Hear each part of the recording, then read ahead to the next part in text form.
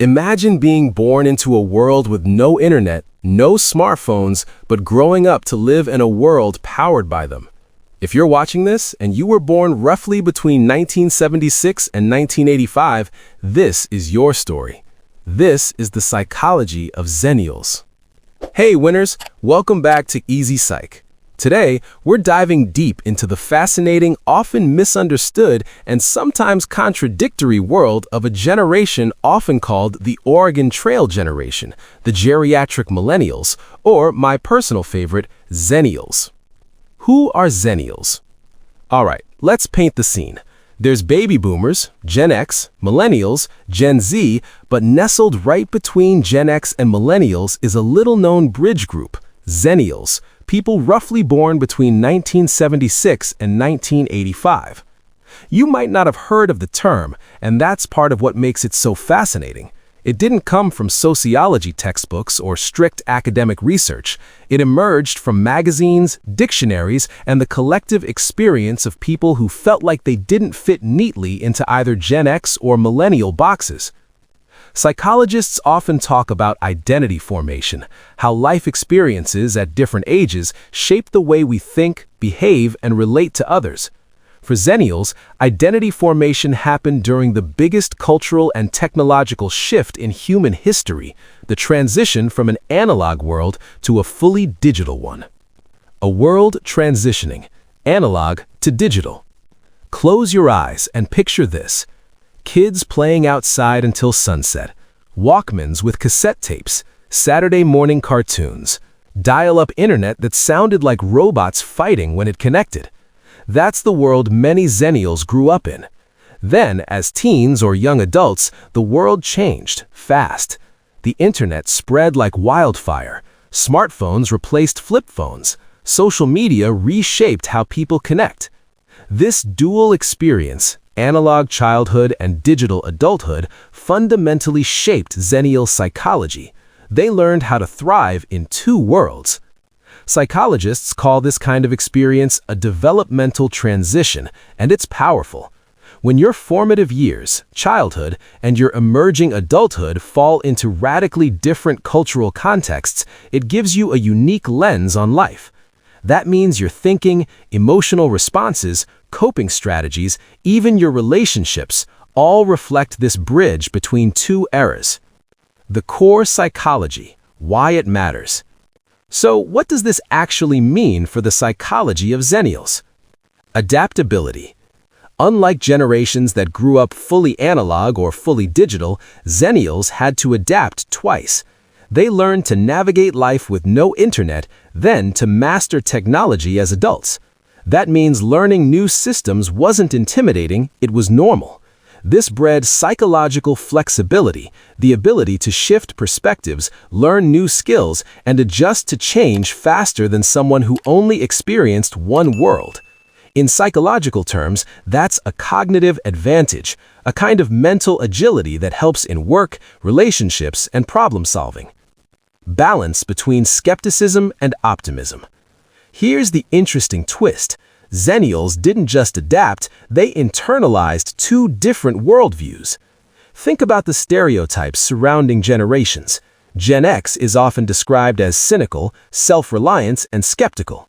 Millennials are often described as optimistic, social, and collaboration-oriented. Xennials often show a mix of both, skeptical enough to question trends, yet optimistic enough to embrace innovation. Psychologically, this combination produces a mindset that is both grounded and hopeful. It's not naive optimism, and it's not cynical resignation. It's creative resilience. Emotional balance and relationships. Because Xennials experienced human communication before and after digital connectivity, their relationships tend to reflect this. They remember talking face-to-face as the default. They adapted to texting and social media later, intentionally. They learned deep listening skills early and were not born into instant self-promotion culture. Many psychologists suggest that this makes larger social networks less central to their self-esteem compared to younger digital natives. In short, Xennials often value authentic connection over social media approval. Now let's talk about work, relationships, and burnout. The workplace, the quiet translators. Picture a typical American workplace today. On one side, you might have Gen X leaders who value independence and minimal oversight. On the other, millennials and Gen Z who thrive on collaboration, feedback, and digital tools. And right in the middle, Xennials. They're often the translators, the bridge, the ones who understand both just get it done and let's hop on Zoom. Why?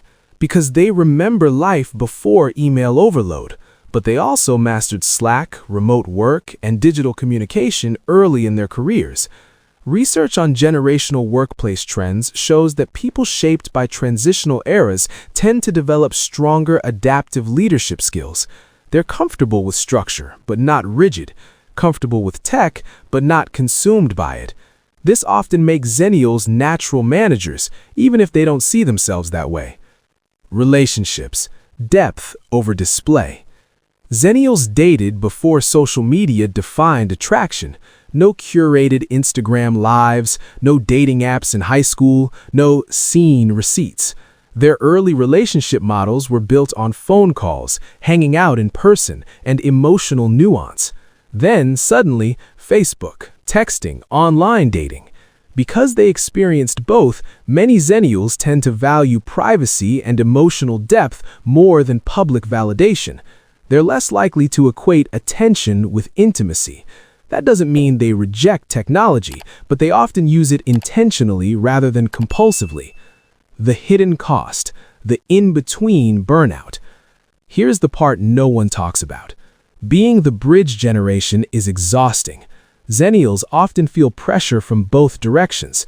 Expected to be tech-savvy like millennials, expected to be stable and self-sufficient like Gen X. They graduated into events like 9/11, the 2008 financial crisis, and rapid economic shifts. Many built careers during uncertainty while adapting to non-stop change. Psychologically, that creates what experts call role strain, when expectations stack from multiple identities. They're resilient, yes, but resilience often hides quiet burnout. So here's the big question. Is being a Xennial an advantage, or is it a psychological burden no one talks about? The honest answer, it is both. The advantage, cognitive flexibility in a rapid world. Psychologists often use the term cognitive flexibility, the ability to shift perspectives, update beliefs, and adapt behavior when circumstances change. Xennials developed this naturally. They wrote essays in libraries using card catalogs, then learned Google. They memorized phone numbers, then carried smartphones. They experienced boredom, then infinite scrolling. That repeated adaptation strengthened a mental muscle many people struggle with today, the ability to tolerate transition. In a world defined by AI, automation, remote work, and economic uncertainty, that flexibility is powerful. While some generations feel overwhelmed by constant change, Xennials are familiar with it. Change has been their entire adult life. That is not accidental. That is psychological conditioning. The trade-off. Identity tension. Belonging matters deeply to human psychology. Research consistently shows that identity clarity improves well-being. Xennials often live with blurred generational identity. Too young to fully identify with Gen X independence, too old to fully relate to millennial digital immersion.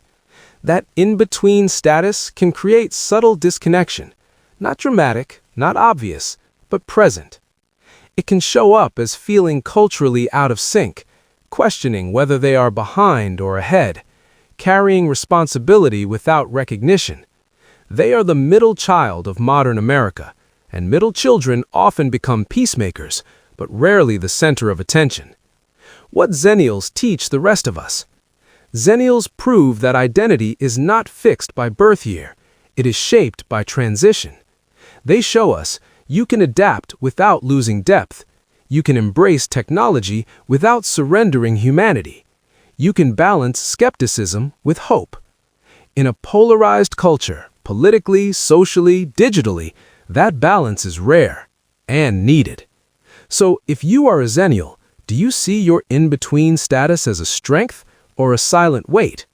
And if you are not, what could you learn from a generation that mastered change before change became permanent? Drop your thoughts in the comments. If this series helped you understand yourself or someone in your life, share it with them. Hit that like button and subscribe for more deep dives into the psychology topics.